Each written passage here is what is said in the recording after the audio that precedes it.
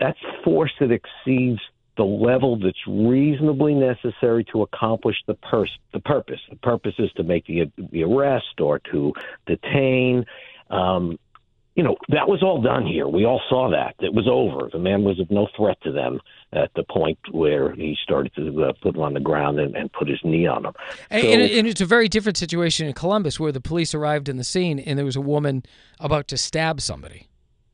Right. So in Columbus, I think one of the things we have to always do, and you began the show with this, is you can't have a rush to judgment. We have to get all the facts. We have a few facts right now and some videos. Things will come out later.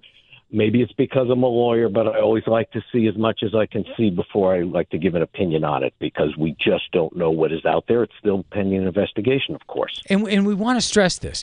Police department has an exceptionally difficult job, and police officers die every day. It's a harrowing situation, and you have to know going in that any call could be your last. So we want to stress we're in no way presenting a case against police, under no circumstances. We're talking about specific cases. We all want our police to protect us and care for us and have a good relationship with our communities. And we understand the very difficult position that they are put in every day. And we put them in a more difficult position when we don't have the kinds of standards and the kinds of training and the kinds of community relations that are part of the institution. That's where all these reforms are being talked about, because it's about the institution. You want to put the police in as best a position as possible to do their job.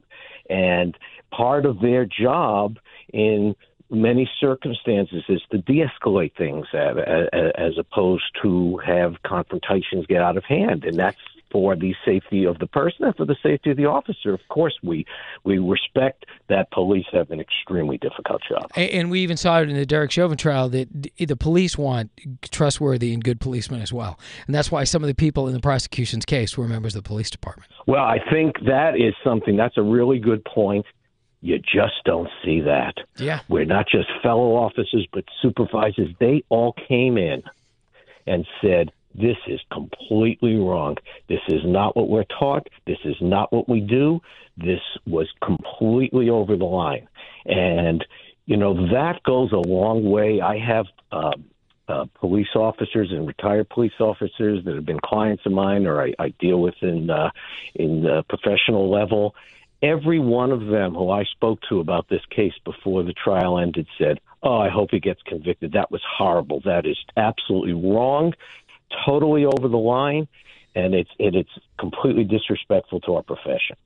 Well, look at it this way. America, we don't love the reason we're watching a trial, but there's nothing as compelling as a really tense criminal trial and watching what happens. We've been, some of the great memories of our lives are about watching trials and seeing what happens. And we got one where this, again, there was a conviction which most people were looking for. And it was a fascinating peek behind the scenes of the criminal justice system. Well, again, as always, it is a pleasure to speak to you, sir. Richard Bell, New York City civil rights and liability trial attorney, and also author of the book Voting, the Ultimate Act of Resistance. And we talked a lot about voting the last time. I'm sure the next time around we'll be having more of the same. But I really appreciate you making time, because this was a fascinating trial. Wanted to get your perspective. Mike, it's never enough time, and I'm always happy to come back, and thank you for all the great questions. Richard Bell, thanks for being here on New England Lifestyles. Thank you.